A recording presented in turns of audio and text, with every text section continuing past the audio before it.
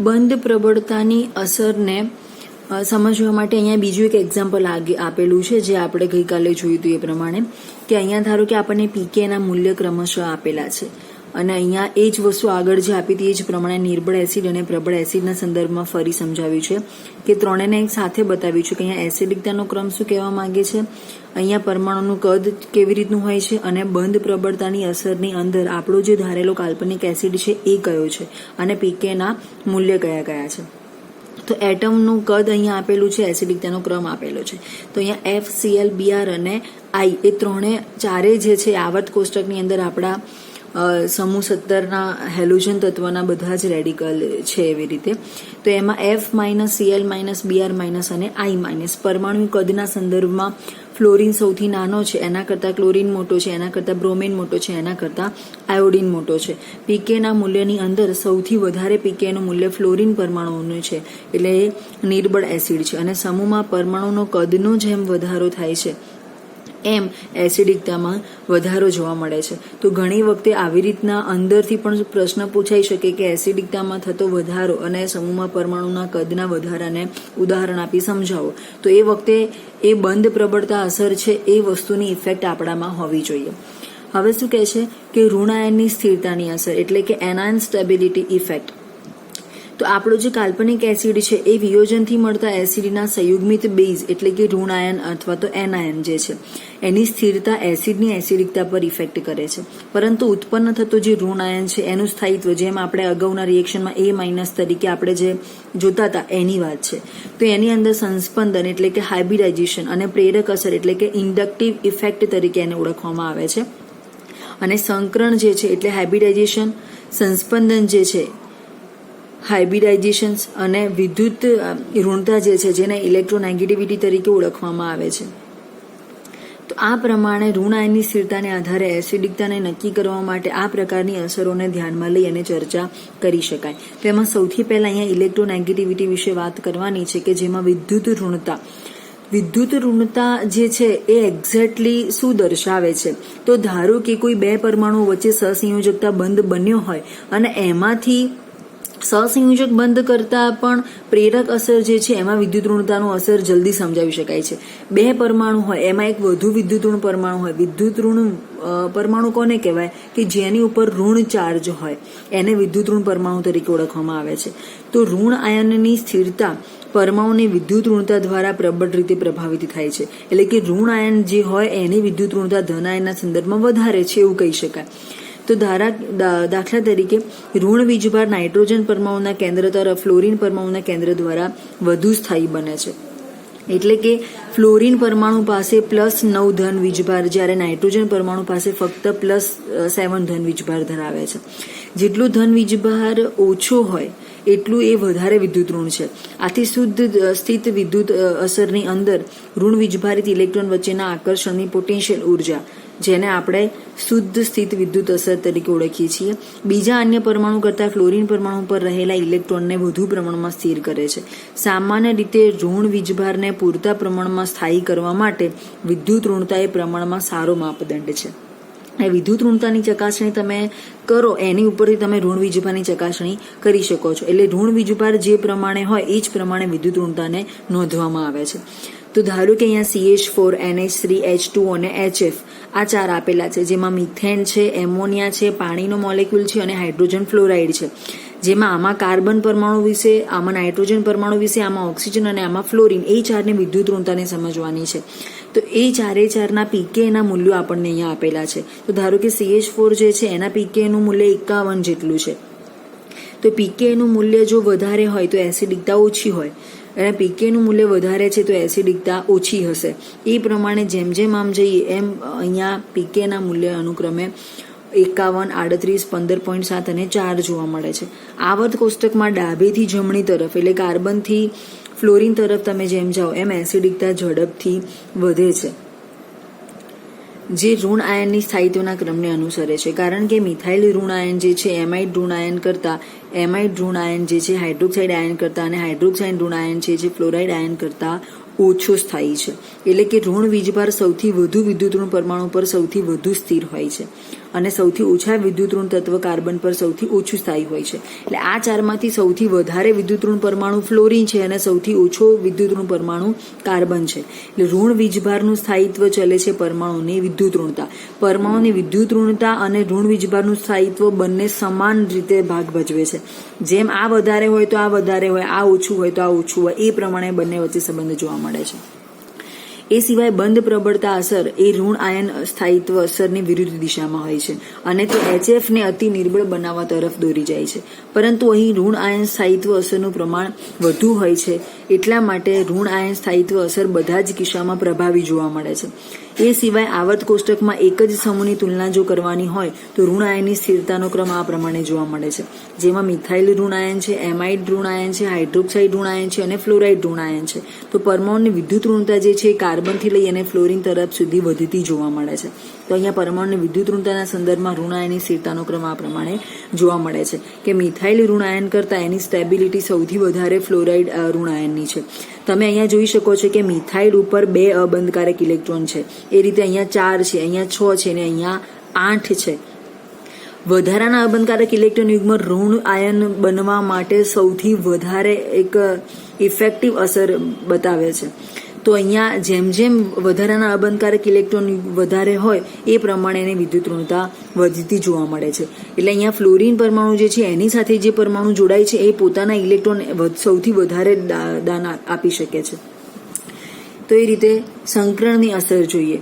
એક્ઝામમાં તમને વિદ્યુત ઋણતાની અસર એવી રીતે કાર્બન પરમાણુની, નાઇટ્રોજન પરમાણુની કોનામાં કેટલી છે એ પ્રમાણે ફેરફાર ધરાવતા પ્રશ્નો પૂછાઈ શકે છે.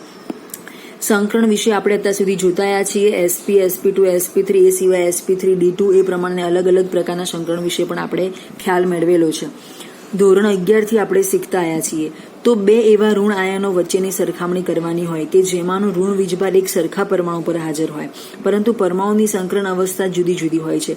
ખૂબ જ મહત્વનો કિસ્સો છે કે કાર્બન જે છે ચતુસંયોજકતા ધરાવે છે. અહીં કાર્બન જે છે જેમાંની ઋણ વિભિન્ન સંકરણ અવસ્થાઓ 3 છે, SP, SP2 અને SP3. આપણે એ પણ સમજીએ છીએ કે SP પ્રકારનું જે સંકરણ છે એ ટ્રિપલ બોન્ડ હોય એમાં જોવા મળે છે.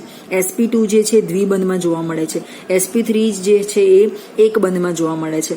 તો આપણે આલ્કેન, આલ્કીન અને આલ્કાઇન, આલ્કાઇનમાં ટ્રિપલ બોન્ડ હોય, આલ્કીનમાં દ્વિબંધ હોય અને આલ્કેનમાં SP3 હોય.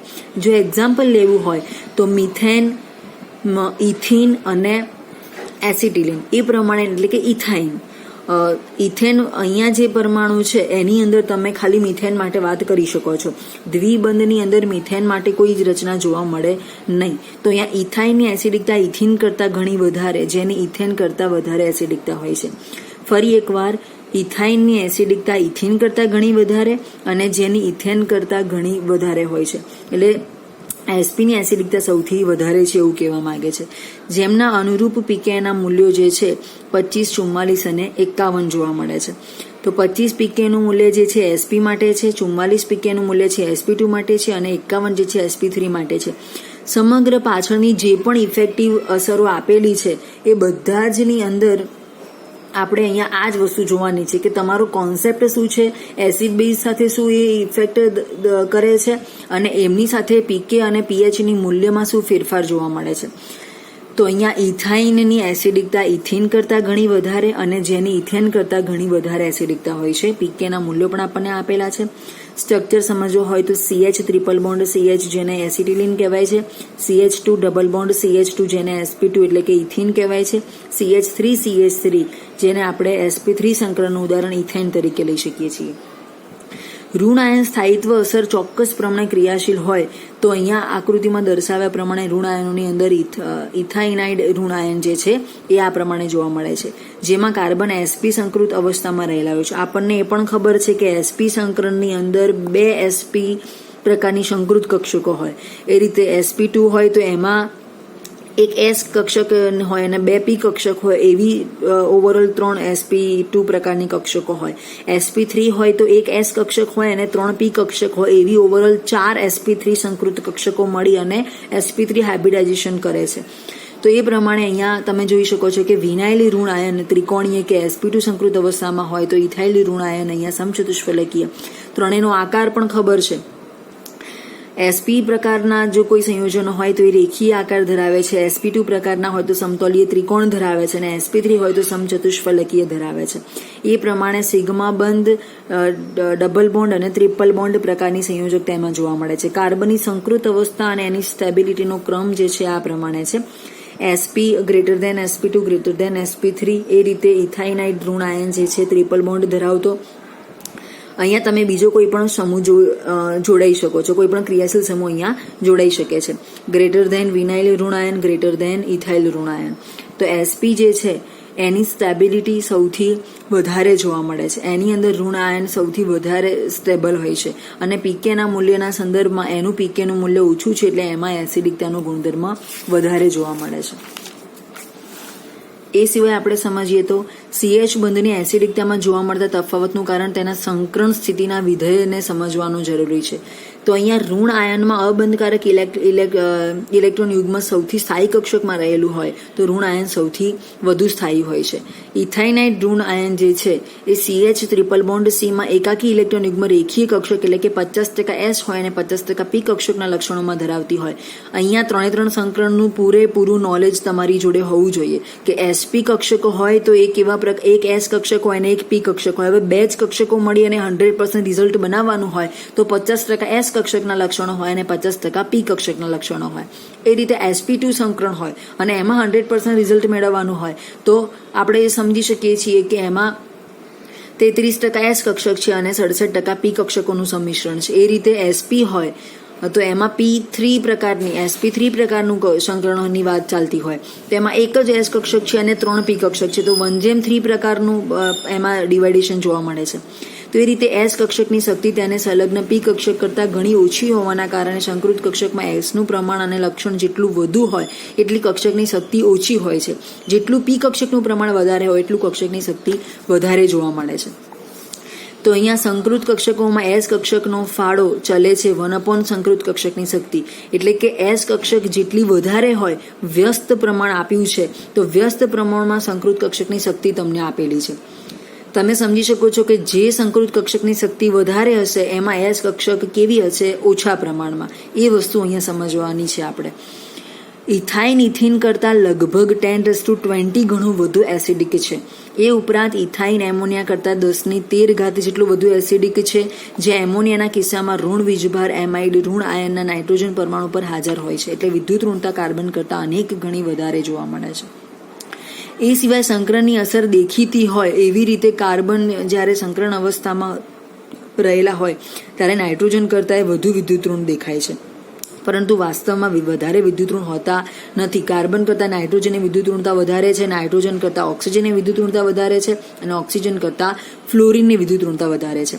તો હવે સંકરણના સંદર્ભમાં આપણે એસિડિકતા બેઝિકતા સમજવી હોય તો આપણે આના સંદર્ભમાં સમજી શકીએ છીએ, પીકેના મૂલ્યના સંદર્ભમાં સમજી શકીએ છીએ. તો સમગ્ર ક્વેશ્ચનને સમજવા માટે 2 કોન્સેપ્ટ યાદ રાખવાના છે. એક જેમાં S કક્ષકનો ફાળો ઓછો હોય એ વધારે શક્તિ ધરાવતી હોય અને જેમાં S કક્ષકનો ફાળો વધારે હોય એ ઓછી શક્તિ ધરાવતી હોય. એ સિવાય પીકેના મૂલ્યના સંદર્ભમાં sp, sp2 અને sp3 sp સંકરણ ધરાવતા જે સંયોજનો છે એની એસિડિકતા વધારે હોય અને sp3 ધરાવતા હોય એમની ઓછી હોય. એના માટે સંપૂર્ણ ડિસ્ક્રિપ્શન આપણને અહીંયા આપેલું છે કે પીકેના મૂલ્યો આટલા છે એટલા માટે એમાં એસિડિકતા બેઝિકતામાં આવો ડિફરન્ટ જોવા મળે છે. એમાં ઋણ આયન જે છે, આગળ આપણે વિદ્યુત ઋણતાની અસર જોઈ છે, એ વિદ્યુત ઋણતાની અસર જે છે એ પણ અહીંયા ભાગ ભજવે છે કે ઋણ આયનના સંદર્ભમાં પણ કાર્બનની અવસ્થા અને સંકૃત કક્ષકોનો સ્થિરતાનો ક્રમ આ પ્રમાણે જોવા મળે છે.